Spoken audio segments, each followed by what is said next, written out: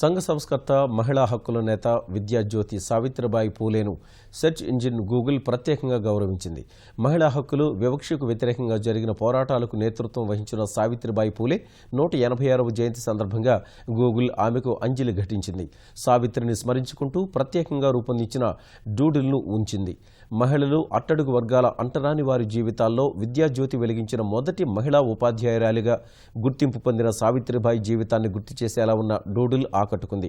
1831 జనవరి 3న మహారాష్ట్రలో జన్మించిన సావిత్రిబాయి 9 ఏళ్ల వయసులోనే 12 ఏళ్ల వయసున్న మహాత్మా జ్యోతిరావు పూలేను పెళ్లాడింది. అనంతరం ఆమె భర్తతో కలిసి మహిళా విద్య కోసం ఎంతో కృషి చేశారు. ఆమె 1848లో పుణేలోని భిడేవాడలో మొట్టమొదటి బాలికల పాఠశాలను ప్రారంభించారు. ఆమె చేసిన కృషికి గుర్తుగా ప్రభుత్వం పుణే విశ్వవిద్యాలయానికి సావిత్రిబాయి పూలే పేరు పెట్టింది.